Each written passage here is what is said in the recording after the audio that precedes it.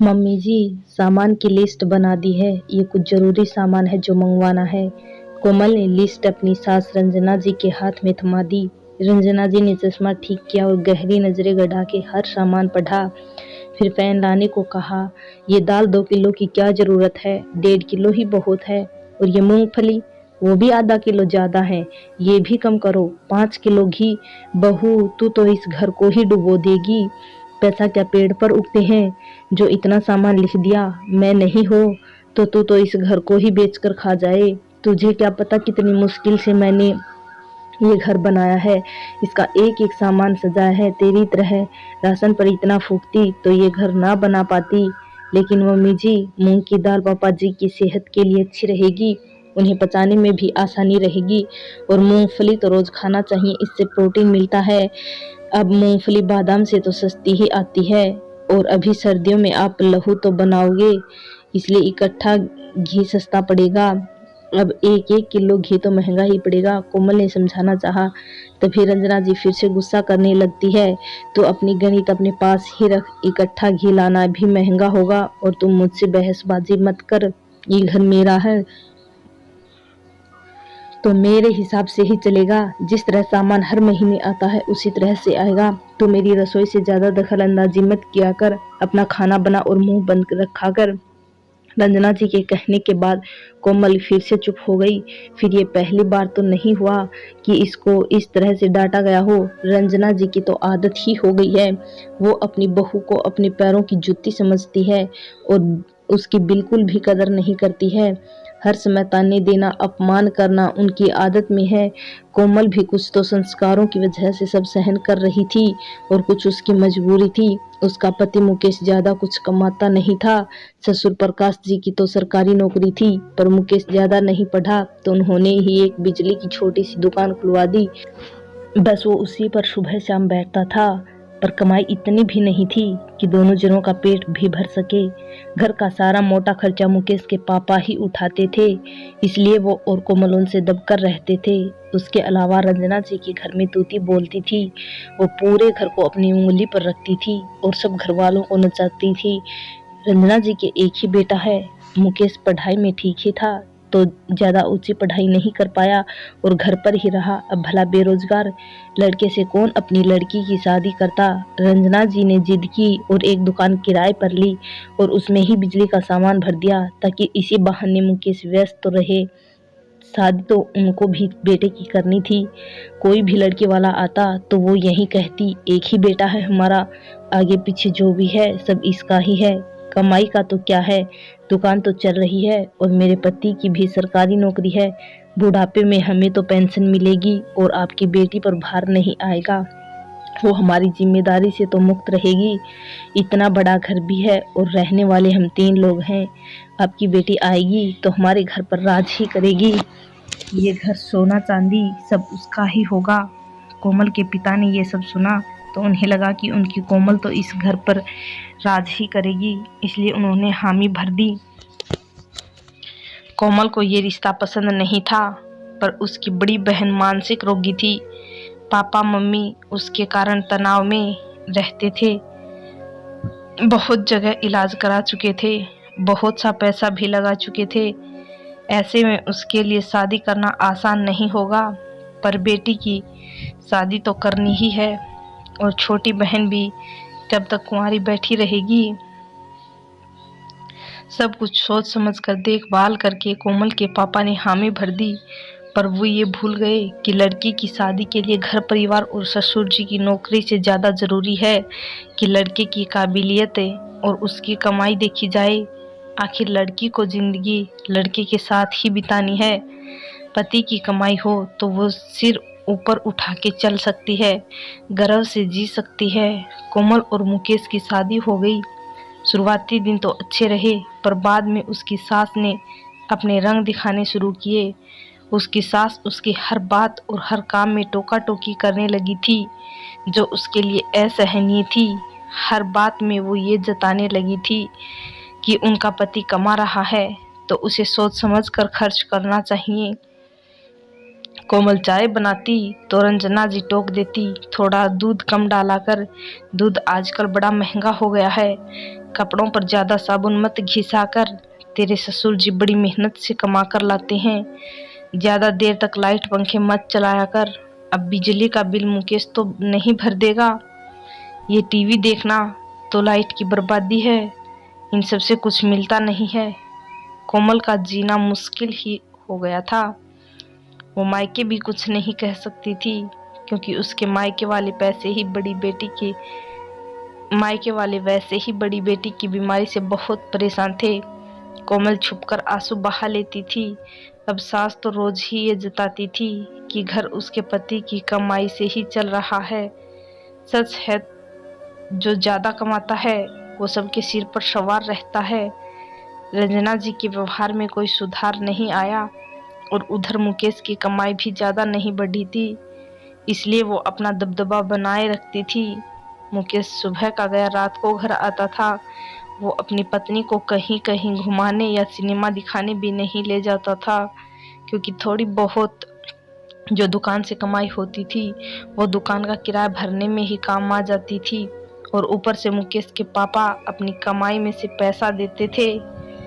कोमल का जीवन एक मशीन की तरह हो गया था। सुबह जल्दी उठो, सारे काम करो, दिन रात सास के ताने सुनो। एक खुली जेल में वो सजा काट रही थी, पर उसके मन की सुनने वाला कोई भी नहीं था। वो अकेले में आंसू बहाकर रह जाती थी। मुकेश से क्या कहती, वो तो खुद अपने काम से रात तक घर आता था और सुबह जल्दी जाकर दुकान खोल देता था। कोमल एक दिन खाना बना रही थी तो रंजना जी रसोई में आकर बोलती है, थोड़ा देखभाल के सामान काम में लिया कर, इतनी महंगाई का जमाना है और ये पापड़ सेकने की क्या जरूरत है, बेकार में ही सलाद काट रही है, कोई चीज मुफ्त में नहीं आती, रोज रोज दाल बनाने की भी क्या जरूरत है, तेरे पापा जी और मैं तो कितना कम खाते हैं, घर में जो सबसे ज्यादा कमाता है, जब वो ही नहीं खाए तो बाकी चीजें बनाने का क्या मतलब। और तेरे पापा जी और मुझे ये सब्जी पसंद नहीं है, मत बनाया कर, पहले जो ज्यादा कमाता है उसका स्थान रखा कर, मुकेश के लिए दुकान टिफिन भेज कर भरने की क्या जरूरत है, वो वहां दिन भर बैठा ही रहता है। कोमल ये सब सुनकर चौंक गई। रंजना जी उसे हर बात में टोका करती थी और कोमल के मन को यही बात कचोटती थी। वो बेहद दुखी रहने लगी थी। घर का काम तो हो जाता था, उसके बाद कोमल अपने कमरे में ही रहती थी। उसकी पढ़ाई शादी के कारण अधूरी रह गई थी, जिसे वो पूरा करना चाहती थी। उसने अपनी सास को अपने फैसले के बारे में बताया तो वो भड़क गई। अब भला पढ़ाई लिखाई करके क्या करेगी, शादी तो तेरी हो गई है, तू घर ही संभाल। पर इस मामले में कोमल के ससुर जी ने उसका साथ दिया। तुम्हें क्या है, तुम्हारा काम तो हो जाएगा, उसके बाद बचे समय में ये पढ़ना चाहती है तो क्या बुराई है, हमारा बेटा तो नहीं पढ़ पाया, कम से कम बहू तो पढ़ाई कर लेगी, और हो सकता है ये पढ़ाई करके अपने पैरों पर खड़ी हो जाए तो हमारे मुकेश का भी भाग्य खुल जाएगा। ससुर जी की सहमति मिलते ही वो पढ़ाई में जुट गई और उसने अपनी डिग्री पूरी कर ली। डिग्री पूरी करते ही प्रकाश जी ने उसे प्रतियोगिता परीक्षा का फॉर्म भरवा दिया और कुछ महीनों बाद कोमल की सरकारी नौकरी लग गई। ये बात उसकी सास को हजम नहीं हुई। पढ़ाई तक तो ठीक था, पर अब बहू नौकरी करेगी तो घर कौन संभालेगा और वो किस पर राज करेगी। मुकेश अपनी पत्नी की सफलता से बहुत खुश था। वहीं प्रकाश जी ने बहू को बहुत सारा आशीर्वाद दिया, पर रंजना जी अड़ गई कि बहू नौकरी नहीं करेगी। ठीक है, पढ़ाई कर ली, परीक्षा दे दी, नौकरी भी लग गई, पर नौकरी करना जरूरी तो नहीं है। तेरे ससुर जी कमा रहे हैं, हम खुद भी खाएंगे और तुझे तेरे पति को भी खिलाएंगे। मम्मी जी, खाना तो भिखारी को मंदिर के बाहर भी मिल जाता है, पर पेट भरना ही काफी नहीं है। उसे कितनी बार दुत्कारा जाता है, भीख के लिए सुनाया जाता है, उसकी हंसी उड़ाई जाती है, उसका अपमान किया जाता है। कोमल ने कहा, मैं भी यही सब सहन कर रही हूँ। मैं इस घर में रहती तो हूँ, खाना भी खाती हूँ, पर वो इज्जत की रोटी नहीं होती हैं, क्योंकि वो रोटी मेरे पति की कमाई से नहीं, मेरे ससुर जी की कमाई से बन आती है। और उसके लिए मुझे ताने दिए जाते हैं। मैंने सब सहन किया क्योंकि मैं तब मजबूर थी, पर अब मजबूर नहीं हूँ। अब मैं भी अपने पैरों पर खड़ी हूँ। मैं इज्जत की रोटी खा सकती हूँ। मेरे पापा ने मेरी शादी कर दी क्योंकि उनकी मजबूरी थी। मैंने मम्मी पापा का मन रखने के लिए शादी की थी। मुझे लगा था कि चलो कोई ना, एक ही बेटा है तो मेरी सास अपनी बहू के लाड करेगी, पर आपने तो मुझे दिन रात ताने दिए कि मेरा पति कमाता नहीं है। पर मम्मी जी, मुकेश जी मेरे पति बनने से पहले आपके बेटे हैं। मैं भी कह सकती हूँ कि जब आपका बेटा इतना कमाता नहीं है कि वो अपनी पत्नी का पेट भर सके, तो आपने उसकी शादी क्यों की? क्यों किसी लड़की की जिंदगी बर्बाद की? क्या बहू को ताने देने के लिए ही ससुराल लाया जाता ताकि वो ये सब सहन करती रहे? इन सब के बीच में मेरा क्या दोष है जो मुझे हर बात के लिए सुनाया गया? आखिर क्यों? आप मुझे कोई चीज प्यार से भी तो बता सकती थी।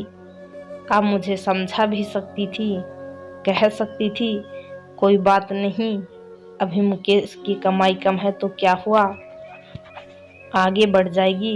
ये दिलासा भी दे सकती थी कि अभी तो मैं और तेरे ससुर जी हैं, तो तू किस बात की फिक्र मत कर, हम सब देख लेंगे, संभाल लेंगे। इन सब से मुझे कितनी हिम्मत मिलती है, आपकी दिल से इज्जत करती। पर अब मैं और नहीं सहन करूंगी। मैं नौकरी करूंगी और अपना अलग घर लूंगी जहां मैं इज्जत की रोटी खा सकूं।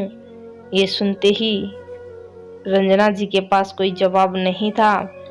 वो मन ही मन गलानी महसूस कर रही थी। तभी प्रकाश जी बोले, बहू तुम नौकरी करो, पर अलग घर की जरूरत क्या है, यहीं सब साथ में रह लेंगे। पापा जी, मैं आपकी दिल से इज्जत करती हूँ। आज मैं जो भी हूँ सिर्फ आपकी ही वजह से हूँ। आप मुझे प्रेरणा नहीं देते तो मैं कुछ नहीं कर पाती, लेकिन मैं अलग घर लेकर रहूँगी, चाहे आपके सामने वाला घर ही ले लूँगी, ताकि वहाँ मैं इज्जत से अपनी मर्जी से रह सकूँ। अब मैं नौकरी करूँगी तो दिन भर बाहर रहूँगी, घर पर ध्यान नहीं दे पाऊँगी, फिर से घर में कलह होगी, तो सब मैं नहीं चाहती हूँ। इससे अच्छा है हम आमने सामने रह लें, एक दूसरे के दुख सुख के साथी बनकर रहेंगे, पास भी रहेंगे और दूर भी रहेंगे। मम्मी जी अपना घर संभालेगी और मैं अपना घर संभालूंगी। मुकेश भी चुपचाप खड़ा था। वो अपने मम्मी पापा के सामने कुछ नहीं बोलता था, पर उसे भी पता था कि रंजना जी कोमल के साथ में कैसा व्यवहार करती है। उसने भी अपनी मौन स्वीकृति दे दी। कोमल ने ऑफिस जाने से पहले घर के सामने ही एक घर किराए पर ले लिया और वहां अपने पति के साथ इज्जत से रहने लगी। बेटा कमाता नहीं हो या कम कमाता हो तो उसका दोष बहू को क्यों दिया जाता है? सास ससुर जैसे दुख में अपनी बेटी का साथ देते हैं, वैसे ही बहू का साथ क्यों नहीं देते। धन्यवाद दोस्तों। वीडियो पसंद आई हो तो लाइक करें, चैनल को सब्सक्राइब करें।